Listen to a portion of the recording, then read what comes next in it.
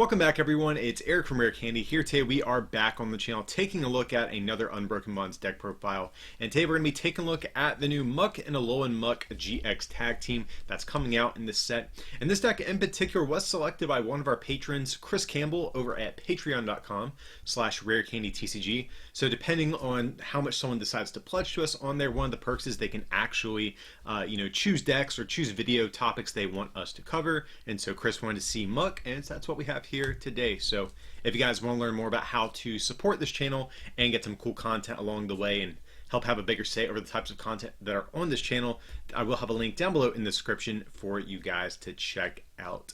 But anyways, for the deck we have here today, like I said, this is Muk Alolan Muk GX. Let's get into it and see how it is going to look. So right off the bat, we have two copies of the new Muk Alolan Muk GX. So this is a new tag team Pokemon that we have, 270 HP, Psychic Weakness for Retreat Cost, and it has three different attacks we're going to be taking a look at. The first of which is for a Psychic and double colorless energy. Your opponent's active is poison, but they take 8 damage counters in between turns instead of the normal 1. Its second attack for a Psychic in 3 colorless does 120, and you heal 100 from Muk if your opponent's active is poison though. Then its GX attack is 0 energy, much like a lot of the Alolan Pokemon we've been seeing. But your opponent's active is poison and paralyzed, but if you have 4 or more energy on Muk, they now take 15 damage counters in between turns instead of the normal 1. So you can kind of see the synergy here. You're trying to do all of this like really powerful residual damage, and then once you kind of have that going, you just tank it with this second attack that Muk has. So the big challenge, of course, is going to be that these attack costs are pretty heavy, which is why we play Malamar in this list, which you'll see as well. But, having 270 HP, being able to heal off 100 every time you attack is definitely pretty substantial and can turn those, 2-hit knockouts sometimes into 3-hit knockouts, which gives Muk a little bit more staying power than some Pokemon that might otherwise be in the format. So this is one of the attackers we have, but there's certain decks that this card isn't that great against, so I think you do need different backup attackers to be able to cover some of those deficiencies that this tag team here has. So next up, we have one copy of Eevee Snorlax GX. So we're already playing double colorless energies in this deck, so Eevee Snorlax is definitely a decent fit here. But Eevee Snorlax has 270 HP, equally as tanky as Muk that we have here for Retreat as well. I will briefly mention that you could opt to play something like Buff Padding, which we don't have in this list, but both of these big attackers could potentially abuse that card to get some more HP, something I do want to throw out there. But Eevee Snorlax, this is primarily going to be for our Zoroark matchups, and maybe even things like the new Gardevoir Sylveon as well. Like decks that play a lot of Acerolas, that's really what this card is going to be for, just because, you can poison your opponent with Muk. They're going to take 8 damage counters, but if they do play heavy Acerola counts like some of those decks do, it makes Muk a much worse attacker.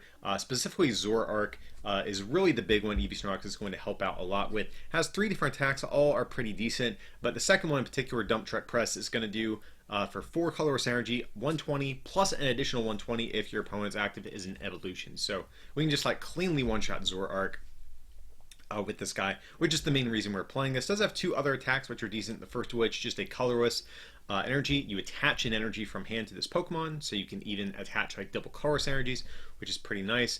GX attack also pretty decent as well here for 4 colorless. Does 210, and I believe if you have 1 more energy, you draw until you have 10.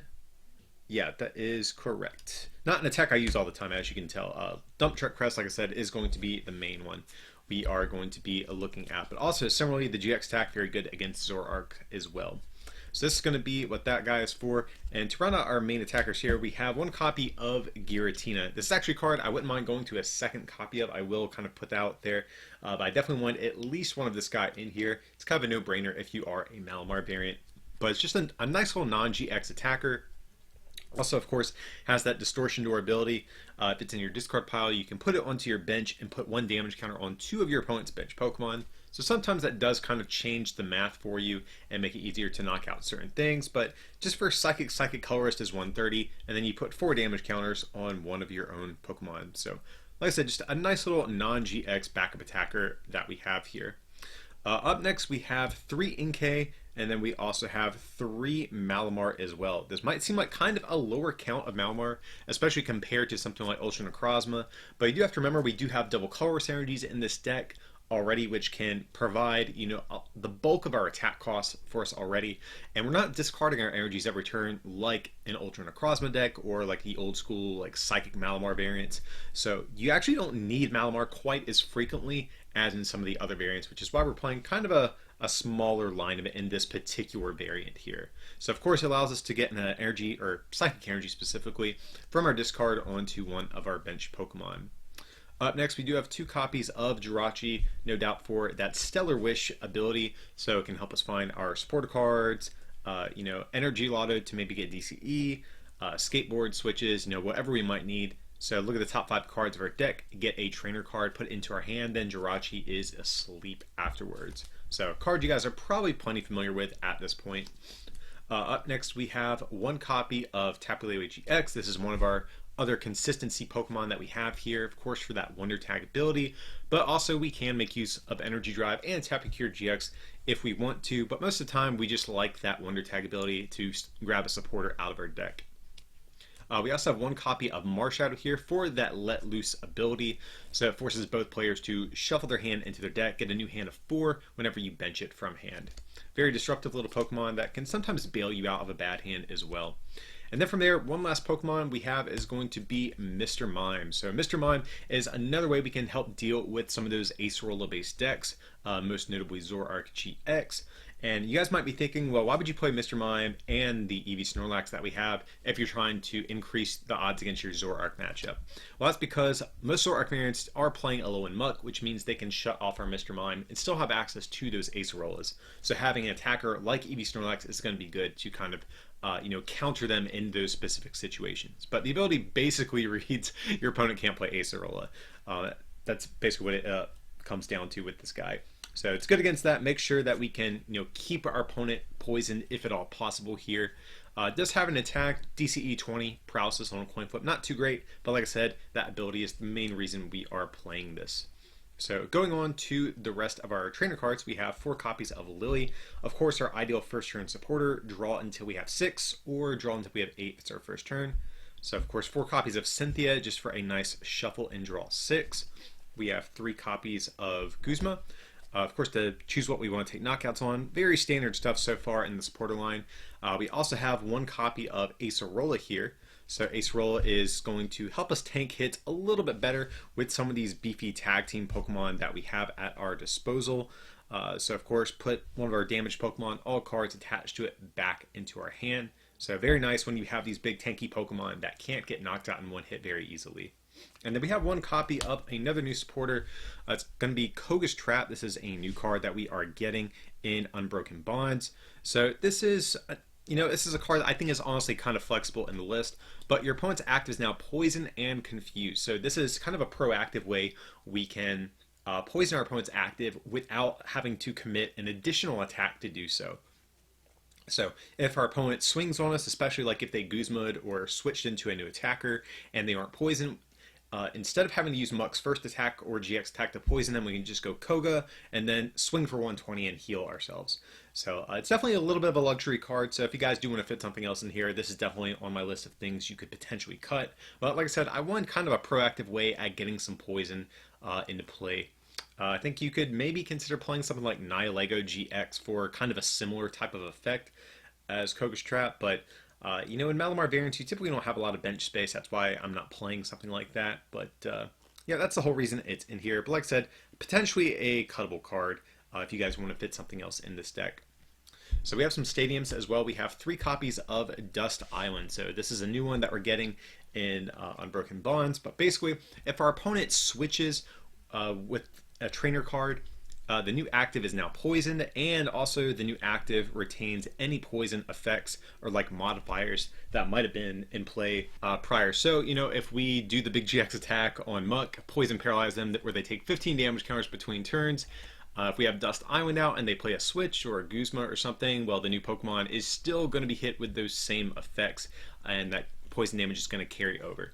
So this is kind of a passive stadium, which is something I don't like about it, which is the reason for kind of the higher count as we basically always want to have it in play or ensure that we have a counter stadium to bump our opponent's stadium back whenever they remove our first Dust Island from play. So it's just another way we can retain that poison damage and basically keep annoying our opponent, basically. Going on to our items, we have 4 copies of Mysterious Treasure, we have 3 copies of Ultra Ball, and 2 copies of Nest Ball as well. So these are our main search options that we are playing in the deck. Of course, we want to kind of lean heavier on Treasure and Ultra Ball since they can help put energies in the discard pile to get them out with Malamar. We also have 1 copy of Rescue Stretcher as a form of recovery. You know, in case something gets knocked out, we can get a Pokemon back into our hand or shuffle 3 back into our deck. Up next, we have 2 copies of Poison Barb. This is another kind of cute card that we have here in the list. So it's a tool card, and if your opponent attacks into the Pokemon with it, they become poisoned. So this is kind of cool. Another way we can get that poison effect on our opponent to make use of Muk's second attack. And really, that's the attack on Muk in particular that I think is the best, because being able to put 8 damage counters in between turns from poison is fine, but it basically is going to be like 80 damage most of the time. I think being able to heal 100 every time, having 270 HP, is really what makes Muk actually so decent. And so Poison Barb is just another like tool in our toolbox of ways we can poison our opponent here. We do have 2 copies of a Skateboard as well, so this is going to allow our Jirachis to retreat for free. We can put them on other things, of course, like Mr. Mime or Lele's or Inkes, but this is primarily to give Jirachis free retreat. We do have 2 copies of Switch here. Just another switching option that we're going to have. A lot of decks play Absol to increase our retreat cost, so sometimes we can't retreat for free with Jirachi, and it's just another way we can kind of give our board a little bit more mobility. We have 1 copy of Energy Lotto. So this is primarily going to be a Jirachi target. Helps basically enable Jirachi to find any type of card in your deck. Of course, you can find normal trainer cards and supporters, but you can maybe hit Ultra Balls and Treasures to find Pokemon, and that leaves only energies without a way to be searched by Jirachi, and that's why we're playing this thing.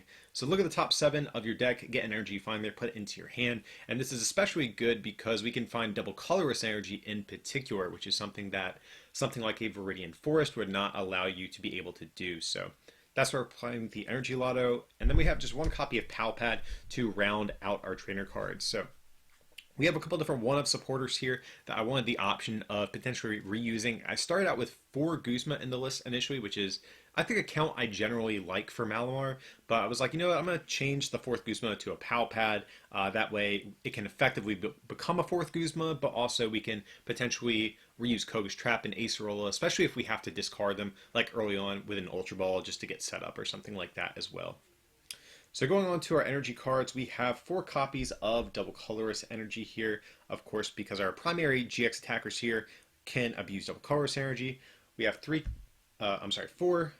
and 3 copies of Psychic Energy, so 7 in total to round out the list here. So we really don't need too many Psychic Energies in this list in particular, just because Muk only needs usually like 1 to 2 in play at a time to be attacking with, but we still need a decent amount just to be able to find them whenever we need to. But yeah, guys, that's going to be our attempt here at a Alolan Muk GX Malamar type of deck. I'm not sure if this is one of the stronger tag teams in the set, but it's definitely a different way you can play Malamar, a much more annoying version than some of the other variants that we've seen up until now. And like I said too, big shout out to Chris Campbell and the rest of our patrons over there at patreon.com/rarecandytcg. We'll have a link down below in the description if you do want to learn more about how to have a bigger say over the types of content we put out here on the channel. But as always, guys, feel free to like and subscribe and consider supporting this channel like I mentioned over on our Patreon, or by picking up some merch from our online store at rarecandytcg.com, like the playmat you saw in this video as an example. But as always, thanks for watching, and we'll see you next time.